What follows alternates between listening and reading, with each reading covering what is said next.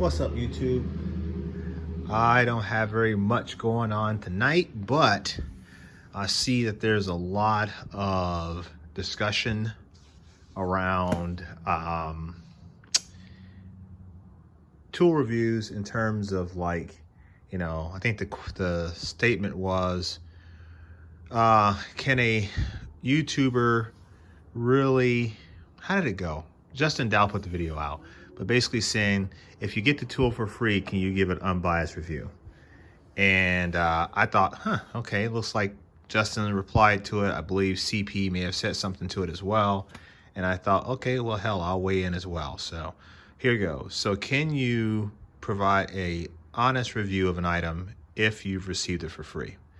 And the answer to that question is yes. I think if you're new to the YouTube game, you know, that may be a little bit questionable because you're trying to, you know, establish yourself, create content, etc. And depending on your background and know-how and experience, that may have an impact on your review. For me personally, I've been around for a while, been making videos for a while, and I've got a ton of stuff, right? So for me, I don't really care so much to be sponsored by a tool manufacturer.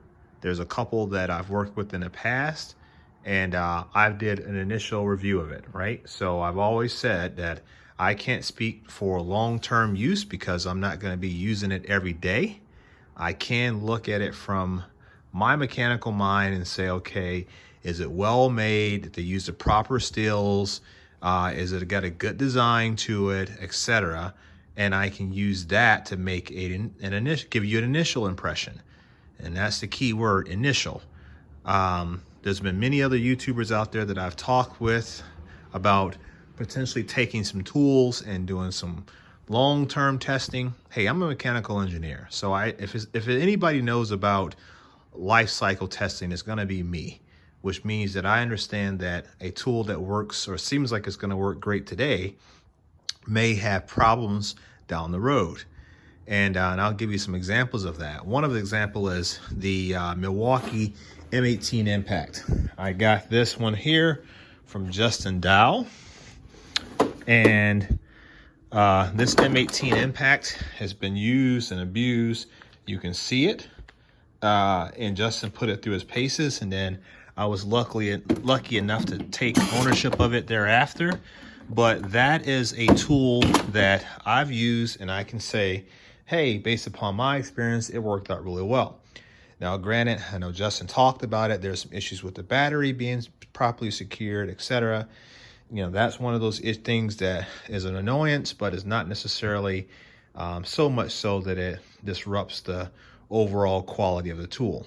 You know, they've got some Band-Aid fixes, and hopefully one day Milwaukee fixes it permanently.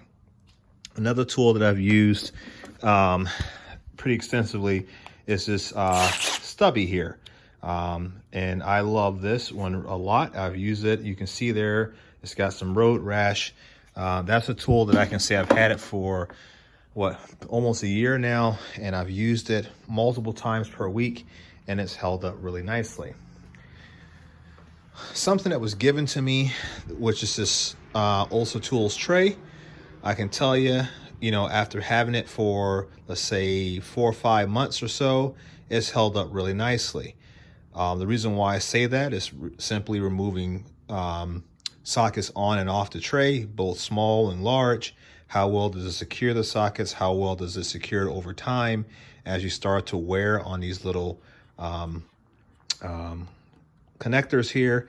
You know, and they've held up really nicely. So I can say, honestly, even though this was given to me after some extended use, this is a good product. Ulsa Tools did a good job on this. Something that I can't speak to long term, if I can find what I did with them, and I'll show you here. Where are they? Where? I'm trying to see something. These here. So the Ulsa Tools pliers. These are the push button pliers. They're supposed to be similar to the Knipex or whatever you want to. I don't even care. I'm not even going to play that game of trying to pronunciate it properly because I don't care. But they're supposed to be, you know, in line, or at least give these guys, not even the right pair, give the Knipex brand of pliers a run for their money. You know, but, and that's still not the right one I wanted to grab, but nonetheless, those particular pliers I don't have a lot of experience with. I've got a lot of experience using the Knipex ones, and so does about 500,000 other YouTubers, and we all know that these are a great set of pliers.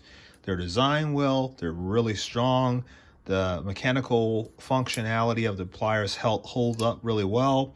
Everything about these pliers and this brand is A+ in my opinion. It's just sad that they're a German manufacturer and not a U.S. manufacturer. You know, we want to take some pride in U.S. products.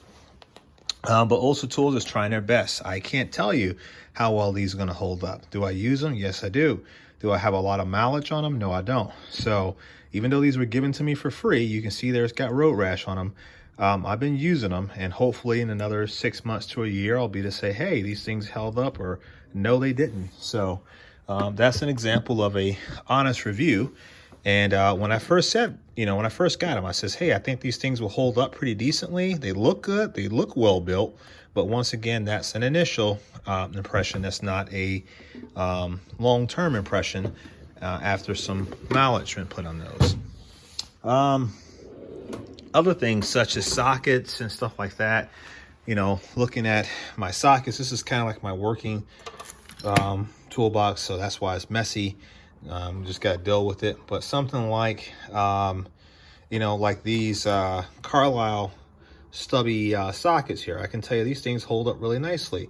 I put them through some use. They're not given to me, but I put them through some use, and they've held up quite nicely. I can't complain. Same thing with Great Pneumatic sockets. They've held up really, really nicely.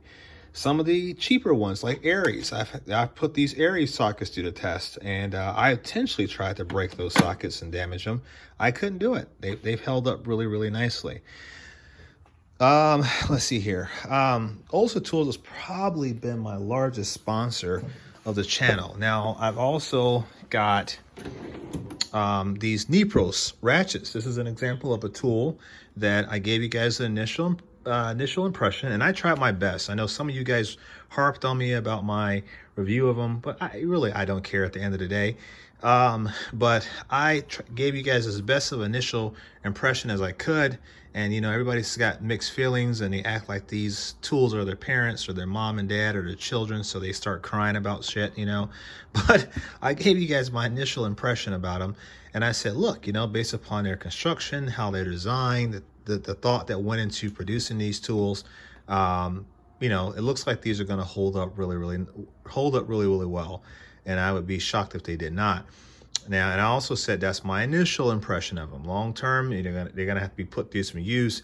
I believe some channels out there, such as Autobahn Dan, has uploaded pictures to both Instagram regarding his prolonged use, and I believe he reported back that they held up really well, and he has a very respected channel.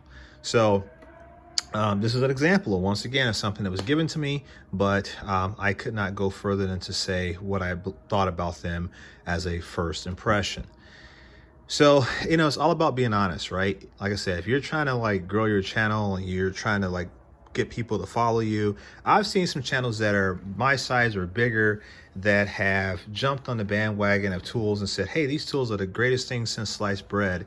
And people have called them out for it. People have, you know, people who have used the tools, have some real experience with them, have called people out for it. So, you know, it's not, when you're really into YouTube and you're really dedicated to it as far as putting out content, people will call you out if you're trying to feed them a line of BS. So that's the great part about YouTube, because you have so many people on here that have a wide breadth of experience and education and know-how that they can detect BS pretty quickly. And so, you know, if you're a YouTuber or you're new to YouTube and you don't know that, or you haven't picked up on that yet, You know, it's something to keep in the back of your mind as you're starting to, you know, do your content. You know, it's the same thing with repairs and all that other kind of stuff. You don't want to be just throwing stuff out there because somebody's going to call you out on it. And that's just the way it is, right? So I mean, if you're gonna be in public, you might as well expect to be treated as such, and people will call you out if they don't believe that what you're selling them or trying to sell them is factual. So that's, you know, that's why personally I said, hey guys, I always put a disclaimer: I'm not a mechanic. Now, granted, I am a mechanical engineer, so I have my own set of skills and unique experiences, but I'm not turning wrenches on the daily. So a lot of my tools are ultra clean. My box stays pretty much ultra clean, but I do try to upload a lot of photographs and stuff like that to Instagram so you guys can see that, hey, James does put his stuff to use, and it helps establish some credibility. But at the same time, when it comes to, you know, testing these things out, I can't really say. Here's a good example of that. These are some adjustable wrenches from Ulsa Tools once again, which is probably, like I said, my biggest sponsor. Okay, buddy. I'll be in a little bit. That's my little guy. So these are some adjustable wrenches from Ulsa Tools. These are something that I did my very best. I looked at the tolerances, I looked at the fit, I looked at the overall design, and I says, hey, I think these will hold up really well, just from my initial assessment of them. Now, long term, someone you know, out there who uses adjustables, like Will, he uses adjustable pliers or wrenches all the time. He would be a great example of someone who could really put these things to the test. And I've actually tried to get him a set of these sent to him from Ulsa Tools just so he could give his honest review of them. Trying to broker that and set that up for him. So, because I'm never going to be to put him through that level of testing. I personally, I am a ultra big fan of the snap-on ones. I've used the snap-on ones pretty extensively, and I've come to absolutely love those adjustable pliers. Let me see here. Is it in here? Oh, here's another example of one. This Proto one. This Proto one, believe it or not, is my absolute favorite adjustable plier that I own. It's even better, in my opinion, than a snap-on one, just because of how well it fits. I wish I had more sizes of this particular one. But these are the Proto 706 6-inch adjustable pliers. Those are my favorite. Absolutely my favorite set of adjustable pliers I own. But yeah, you know, just, yeah, so I guess in closing, yeah, a YouTuber can give an honest assessment if they want to of a tool, and if they are really honest and really committed to their craft and trying to share and enjoy this stuff with you guys, you know, they'll do it right, and they'll give you an honest review, and they'll say, hey, this is just my opinion about it. You know, you're gonna have to use them. People are gonna have to play with them, get familiar with the tool, and then make their own determination going forward. And I think as long as you put that disclaimer out there, people will respect what you have to say. They will, you know, you won't be overselling something and over marketing something for which you don't have enough data on to support. Just my opinion. So, all right, guys, that's all I got for tonight. I thought I'd make this video, short video, to kind of share my opinion on it. Great job, Justin Dow. You brought up a very good subject, so shout out to you. I think CP, I'm pretty sure CP weighed in on it today, or sometime. I think he did. If not, I guess he probably will now that I've kind of threw him out there for it. Yeah, that's kind of where I'm at on it. So hope you guys enjoyed the video. Make sure that you subscribe to the channel.